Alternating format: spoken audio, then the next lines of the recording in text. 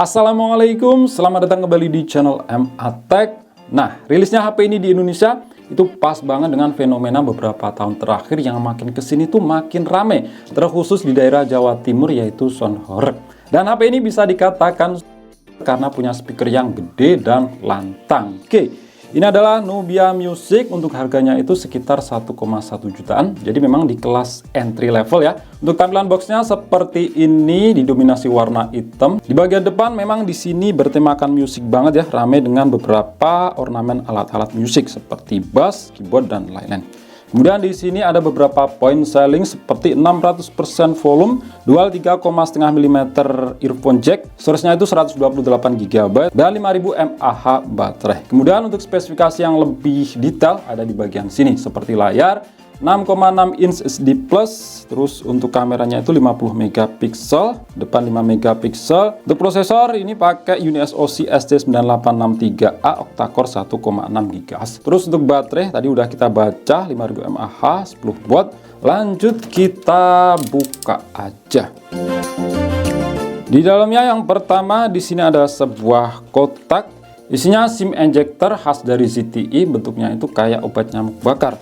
Terus di sini ada kitab-kitab seperti buku panduan dan juga kartu garansi.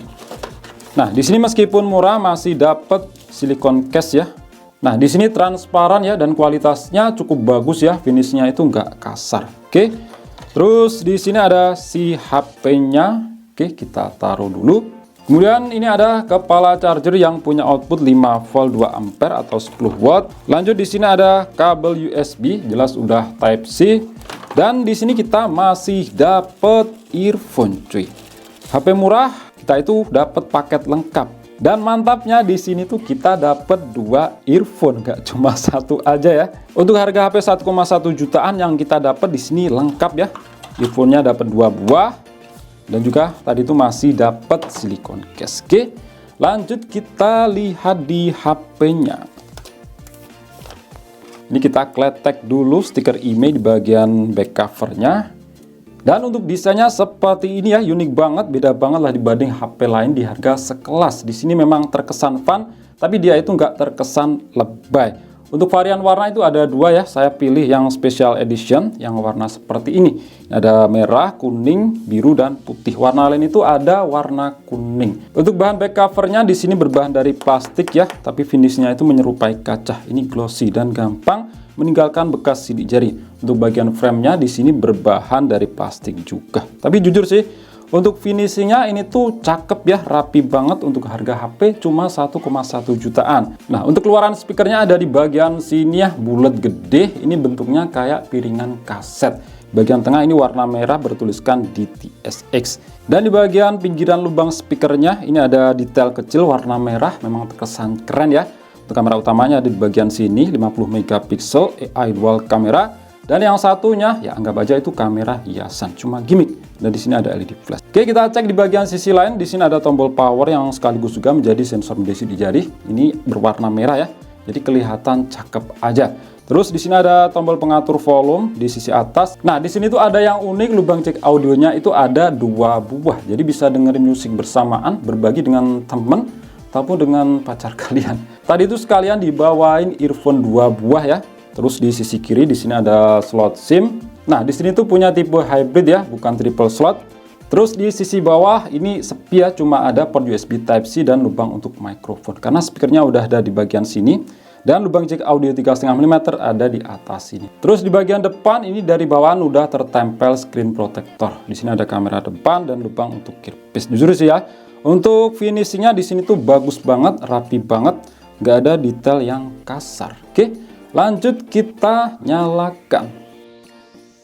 Oke, balik lagi. Jadi seperti ini tampilan layar dari Nubia Music. Nah, untuk model kamera depannya untuk harga HP 1,1 jutaan di sini udah mantep ya. Udah punch hole, bukan lagi yang water drop notch. Kalau untuk ketebalan bezelnya sih sewajarnya, untuk harga di kelasnya ya pada intinya di sini tuh bukan yang tebel banget. Untuk resolusi standarnya di harga sekelasnya SD Plus. Tapi kalau ngomongin soal kualitas warna layar, jujur di sini tuh bagus banget ya. Ingat, untuk harga di kelasnya, karakter warnanya itu tajam dan enak dilihat. Ya, sejujurnya ini tuh kualitas layarnya lebih bagus dibanding keluarga Transcend Holding seperti Infinix, Tecno ataupun Itel. Ingat, untuk harga di kelasnya. Untuk aplikasi bawaan sebenarnya tadi itu cukup banyak ya aplikasi bloatware, tapi tenang, semuanya itu bisa kita uninstall. Ini udah saya bersihin dan ini sudah saya install beberapa aplikasi tambahan. Oke, kita cek di setelan, terus masuk ke bagian tampilan. Sayangnya di sini tuh nggak ada pengaturan kecerahan layar otomatis ya, jadi ngaturnya itu manual. Tapi untuk pengaturan suhu warna di sini tuh ada. Ya tinggal sesuaikanlah dengan selera mata kalian. Nah, untuk refresh rate di sini tuh udah 90 Hz ya, mantap. Jadi kalau kita scroll kayak gini tuh lebih smooth, lebih licin dibanding yang cuma 60 Hz. Tapi di sini 90 Hz-nya itu nggak akan semulus dibanding 90 Hz di prosesor di atasnya. Ya terkadang di situ ada tag FPS turun atau refresh rate turun. Ya setidaknya lebih enak dibanding yang cuma 60 Hz. Untuk konektivitas mantapnya di sini tuh udah punya NFC ya. Terus kita cek di tentang ponsel, di sini UI-nya itu bernama MyOS versi 13 ya. Sayangnya bukan versi terbaru 14 ya.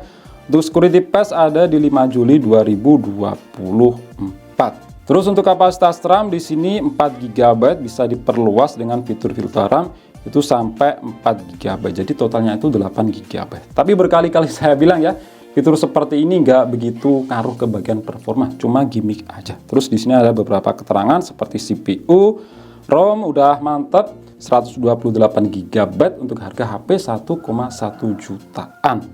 Untuk resolusi layar ini SD Plus 1612x720. Nah, di sini fitur yang juga mantap ya, itu radionya langsung bisa kita pakai tanpa harus nancepin earphone sebagai antena. Ya, fitur ini sama juga ada di ZTE V40S.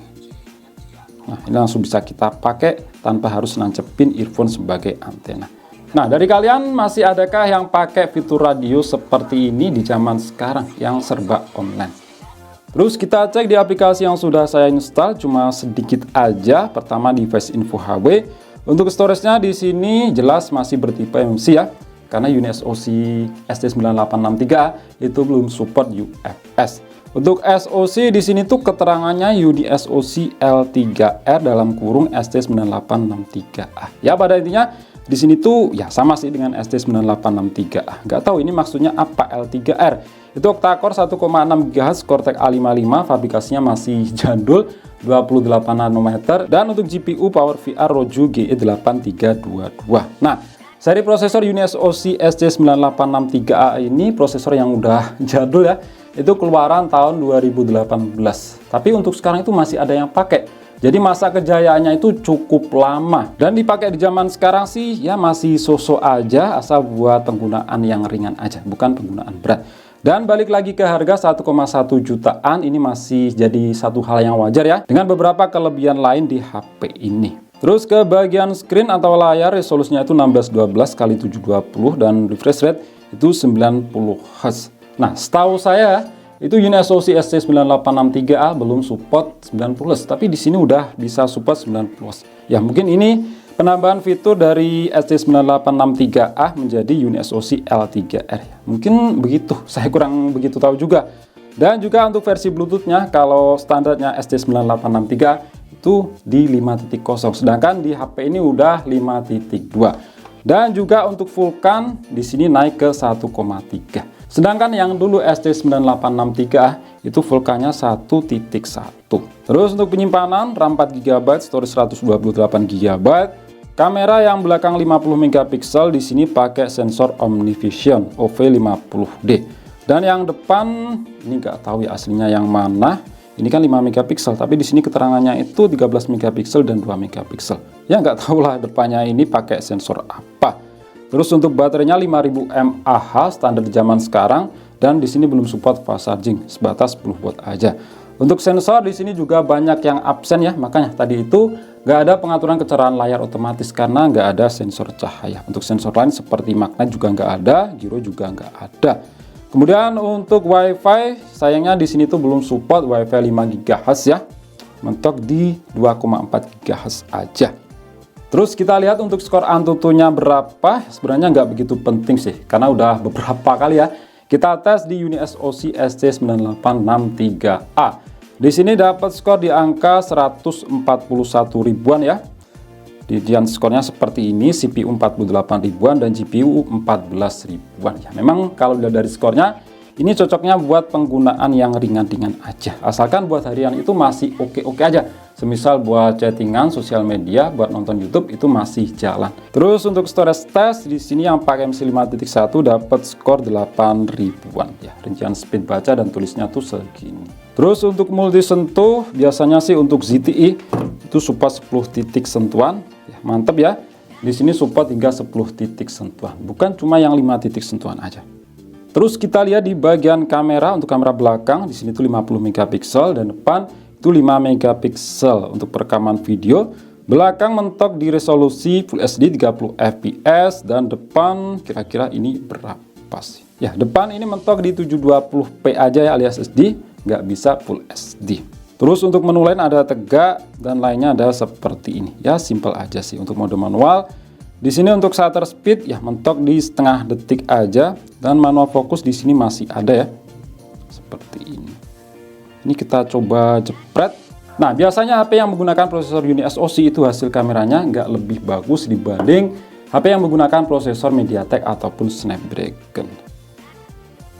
Oke, ini kamera belakang.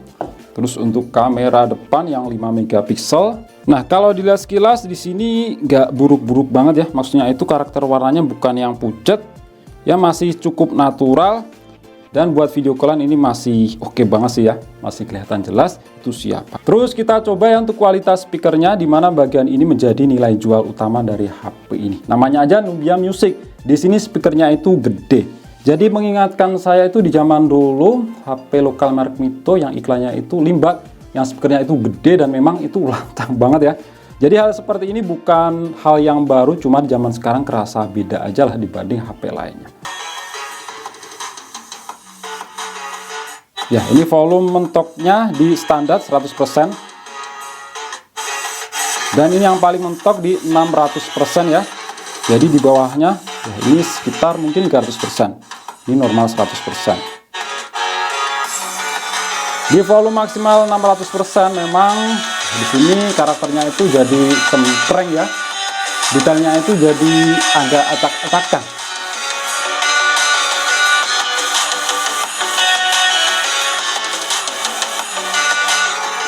Jadi yang paling ideal itu dengerin di 100% normal aja. Kalau begini itu detailnya lebih dapat.